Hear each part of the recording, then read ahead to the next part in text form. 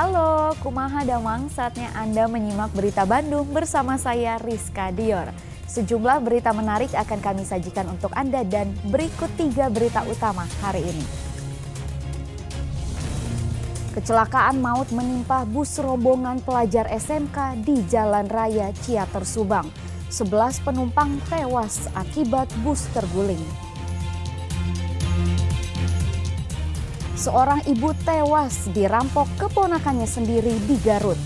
Pelaku kabur membawa motor korban. Waspada, modus baru peredaran narkoba. Pelaku menyembunyikan narkoba dalam coran semen untuk mengelabui polisi.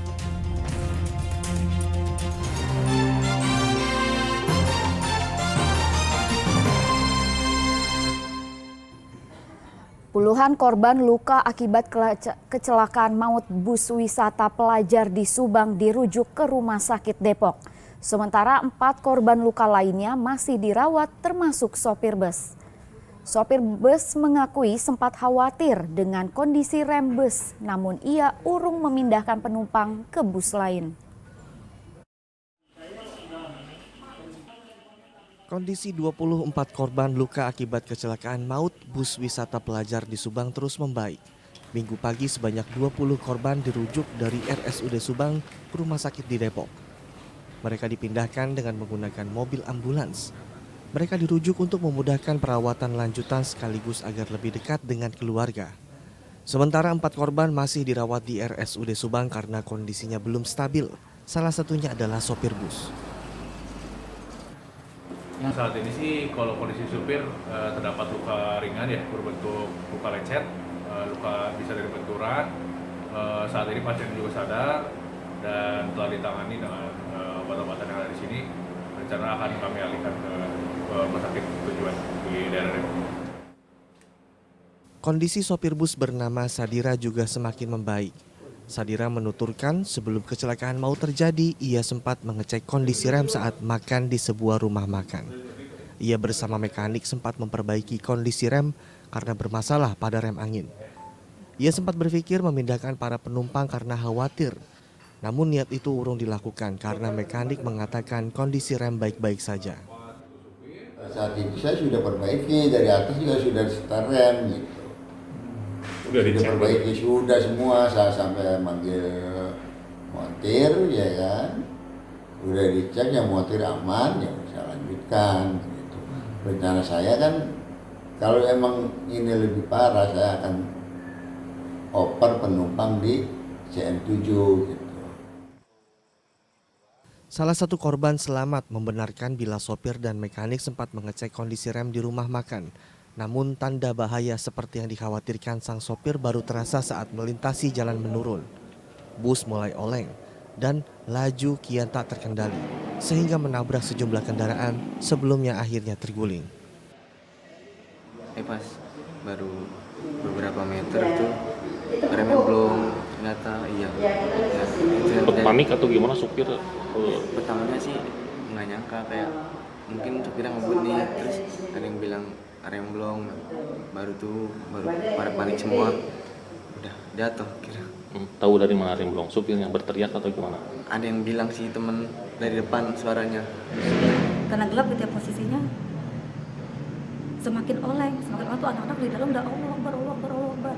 Ternyata masuklah tuh yang dari travelnya. Saking nggak tahu dia teriak juga apa, saya nggak paham. Anak-anak cuma semakin teriak, tiba-tiba jatuh. Nggak begitu lama dari itu udah jatuh, udah oleng. Kecelakaan maut bus wisata yang membawa rombongan pelajar menewaskan 11 penumpang. Polisi masih menyelidiki penyebab pasti kecelakaan, namun dugaan terkuat kecelakaan akibat remblong. Zainal Arifin melaporkan dari Subang. Sebelumnya kecelakaan maut menimpa bus rombongan pelajar SMK asal Depok di Jalan Ciater Subang Sabtu malam. Sebanyak 11 orang meninggal dunia. Diduga kecelakaan disebabkan karena rem tidak berfungsi dengan baik saat melewati jalan menurun. Nah, ibu karunya. Suasana mencekam dan panik terjadi sesaat setelah bus wisata rombongan pelajar SMK asal Depok terguling di Jalan Raya Ciater Subang Sabtu malam. Video amatir warga merekam detik-detik suasana horor sesaat setelah bus terguling. Sejumlah penumpang tampak tergeletak di jalan, sebagian di antara korban sudah meninggal di lokasi. Warga sekitar langsung bergegas menolong mengeluarkan para korban dari dalam bus dan langsung dievakuasi ke rumah sakit.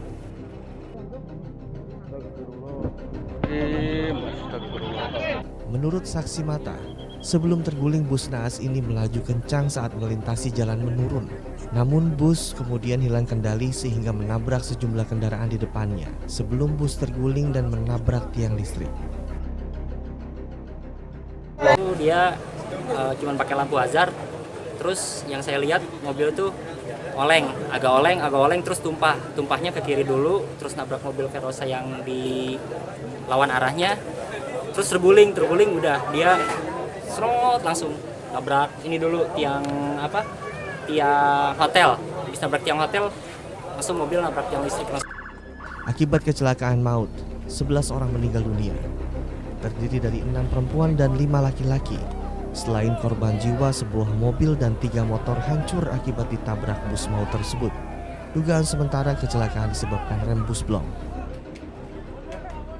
Berdasarkan laporan korban ada 11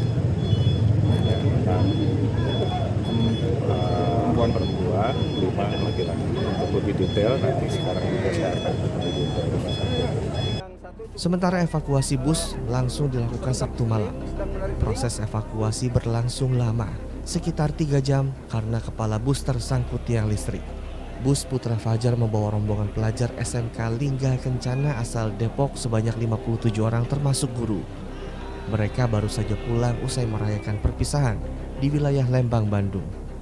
Zainal Arifin melaporkan dari Subang.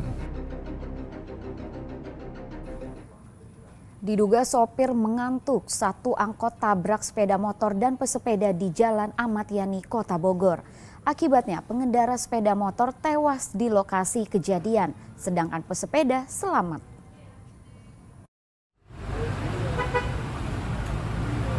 Seorang ibu rumah tangga yang sedang mengendarai sepeda motor di Jalan Ahmad Yani, Kota Bogor tewas setelah ditabrak angkutan kota. Selain menabrak pengendara motor, angkot juga menabrak pesepeda yang sedang melintas di jalan yang sama. Beruntung nyawa pesepeda selamat, ia hanya mengalami syok. Setelah dievakuasi, jasad korban kemudian dibawa ke rumah sakit untuk diautopsi. Diduga kecelakaan beruntun ini yang melibatkan angkutan kota jurusan Citerep Pasar Anyar dengan sepeda motor dan pesepeda karena sang sopir mengantuk, sehingga menyebabkan angkot yang dikendarainya hilang kendali.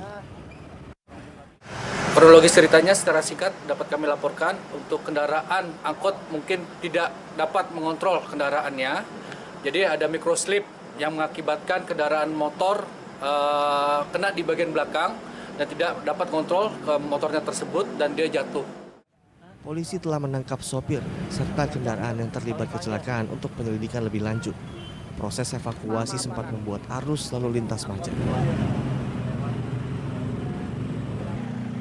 Iwan Kurniawan melaporkan dari Kota Bogor.